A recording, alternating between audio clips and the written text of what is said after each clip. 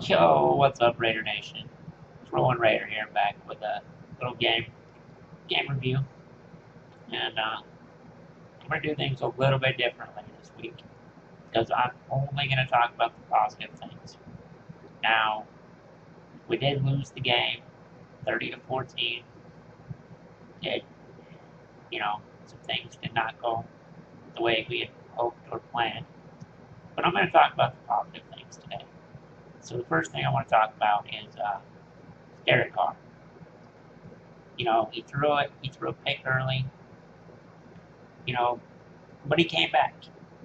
He came back. He did not let it, discourage him. He showed great fight. He did not look rattled from throwing the pick.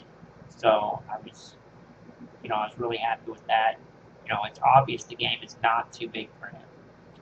Um, he did eventually throw another pick, but that was due to a breakdown on the offensive line, I believe. Uh, Nobody blocked J.J. Watt, which we know that's unacceptable. Um, he came free. He was about to hit Carr. Carr threw it. He got tipped at the line and ended up being intercepted. Um, but he came back, threw a touchdown. The next drive to James Jones. So that was really good. So I was really pleased with the way Derek Carr handled himself. The next positive thing was Darren McFadden. Now, yes, he had 12 rushes for 37 yards, 3.1 yard to carry, which doesn't sound all that great. However, he was finishing runs. He was, hitting people like Darren McFadden of old. He also had 2 catches for 31 yards, where, he broke one for like 23 yards. So he was running with a purpose in this game. They said he looked like he was running like he was pissed off, and I believe he was. So, I was really happy the way Darren McFadden pulled it together this game. He brought a running game back to Oakland and that hard style of running.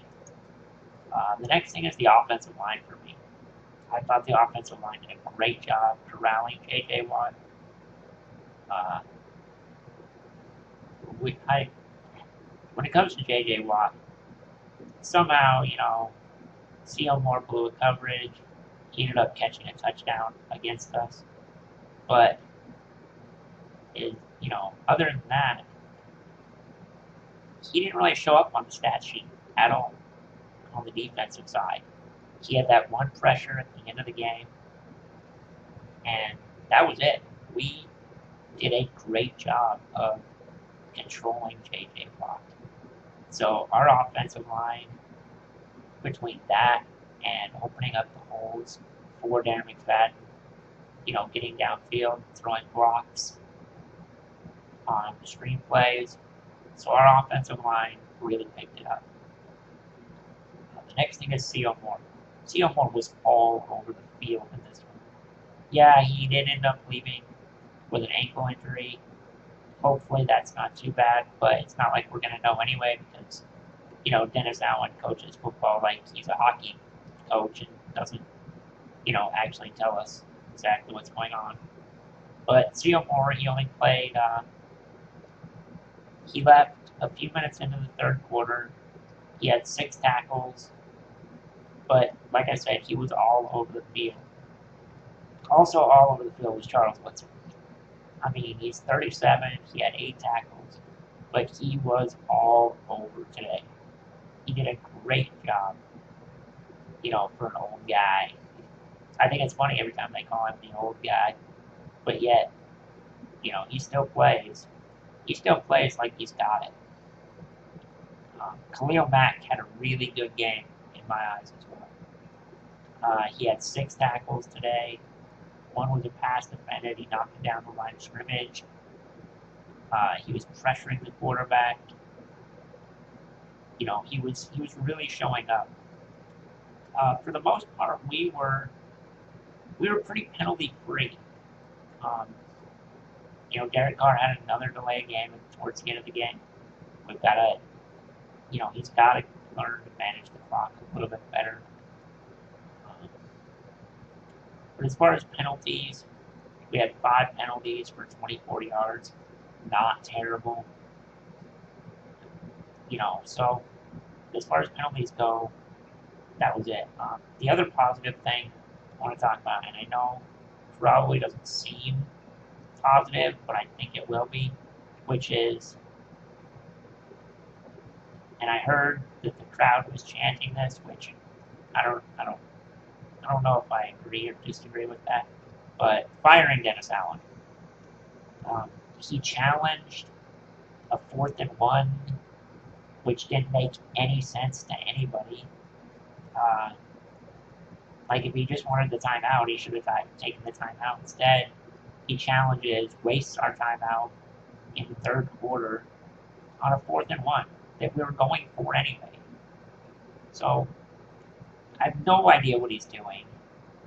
He's an emotionless robot when it comes to press conferences or in games or anything. Like, he has no fire. It just seems like he can't bring the talent out of the guys that we have. And we have the talent to be a winning team. So, firing Dennis Allen, firing Jason Tarver, our defense, you know, they are not playing to their potential under Tarver. You know, I'll give it to Greg Olson this week. His play calling was a little better. You know, he did open it up a little bit, but I don't really necessarily think he's the right man for the job either. So, those are my positives of the game. I'm not going to talk about the negative things because, you know what, we don't need to be negative at this point. It's not going to help anything. We need to look at the positives and look to where our team is going as long as we pull it together. Yeah, we're 0-2, but you know what? It's a long season, so let's just see what happens. Like, comment, subscribe. Let me know what you guys think. Share the video. And I will be back later this week with a preview for next week. All right, Rolling Raider out.